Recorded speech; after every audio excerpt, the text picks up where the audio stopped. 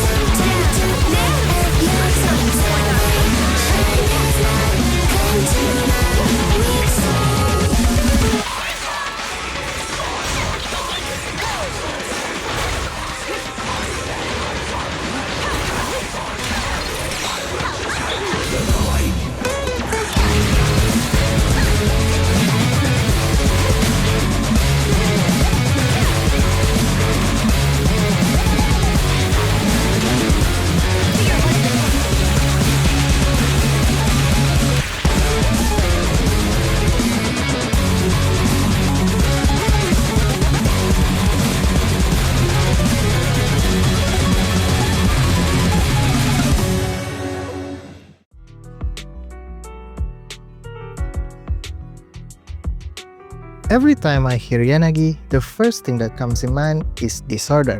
And it's obvious why, as she is a DPS that keeps raining down disorder upon the enemy. She works well as a disorder partner in a double anomaly team comp, but what makes her really shine is how well she performs as a hypercarry, being a solo anomaly. And this team scheme has a really great matchup against UCC and Typhon specifically. To understand and master her hypercarry gameplay, let's start from basic for a bit. Before we are able to do any disorder, the first thing that we have to do is Yanagi basic attack. This is first, to build the first shock anomaly meter, and more important second reason is to gather her energy actively, as each of her basic attack will generate energy for her, and that is important for her EX special count. The best thing you want to do is alternating between her stance with special tap in between the basic attack strings, as this guarantees Yanagi's stance buff and her core passive to be up every time. Sometimes you would want to do a full basic attack that has a great invincibility frame and swap cancelable, and other time you would want to do a short basic attack string that's cut by special tap in between. The special tap can be used to parry attacks, but it's nothing special really. Doing dodge attack instead gives similar result on most cases. After the anomaly meter is ready to be proc, now comes the disorder. With her EX special and ultimate, Yanagi can proc polarity disorder that scales based on a percentage of the attribute anomaly disorder.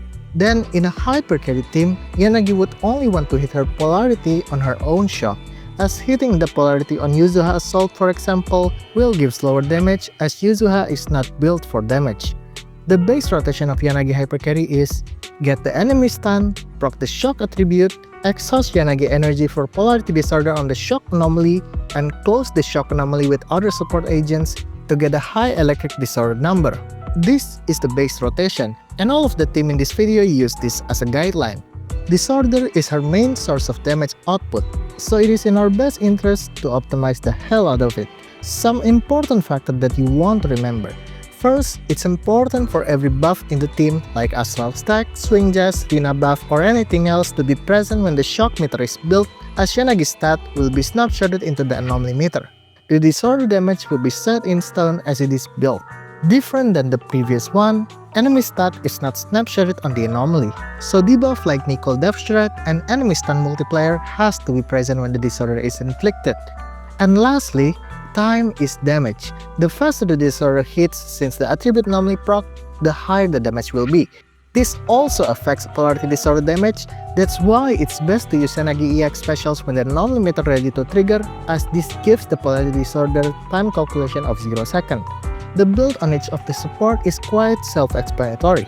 The support drive this will be a combination of Moonlight Lullaby and Astral Voice, as they are the two of the strongest support discs currently. Yuzuha still use Swing Jazz here, but she should be on Moonlight Lullaby after its release.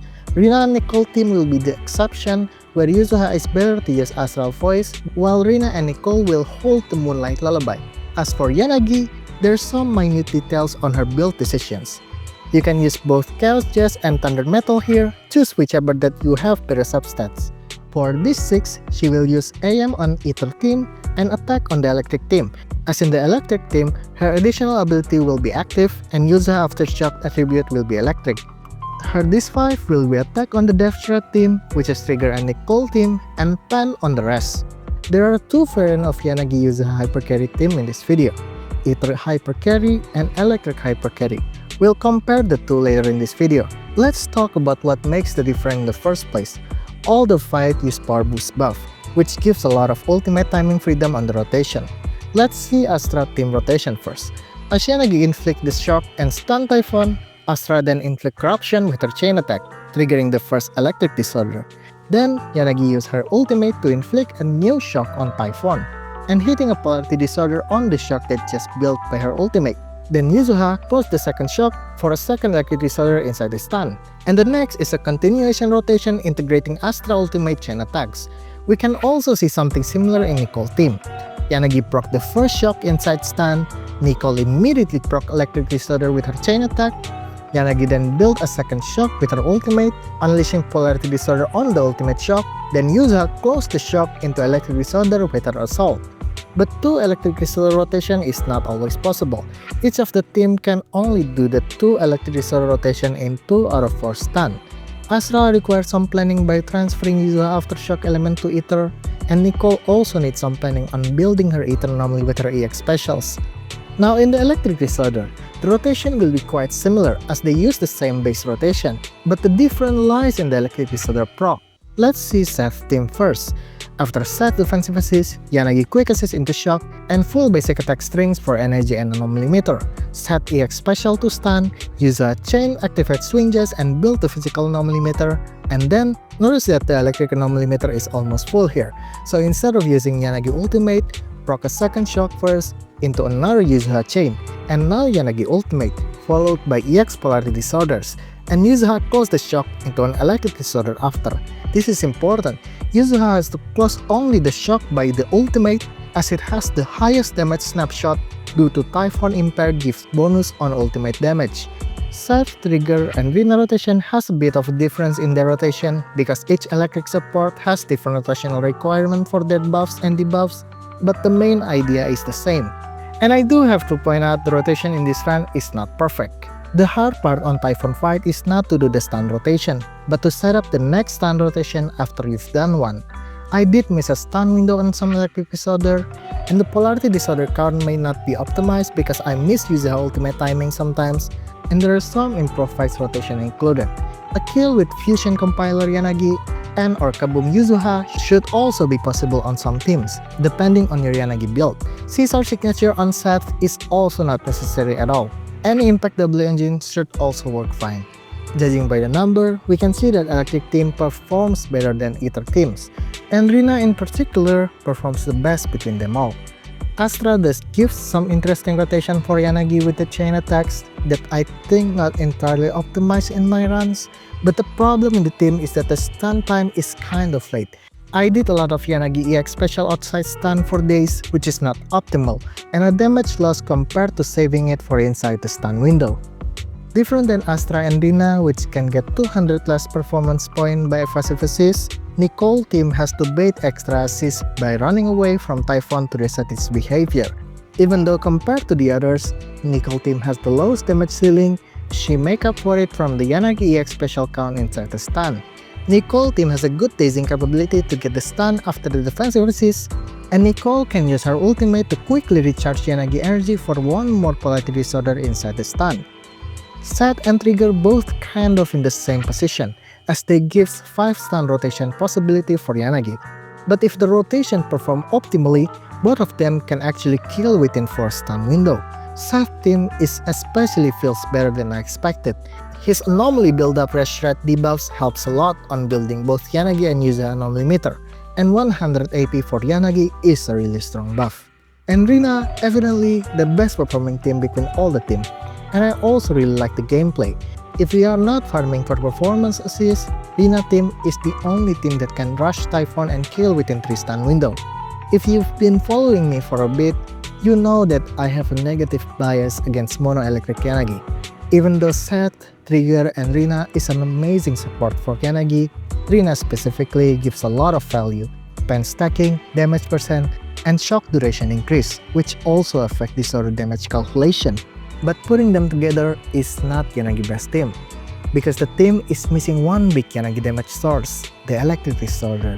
Without a second attribute, there's no anomaly that can override Yanagi shock, creating a huge disorder damage. And that's what Yuzuha's main job would be in this team comp. But you don't really need Yuzuha for this, as Nicole for the second attribute also works really well. And that's all. I hope this video helps you, and see you next time.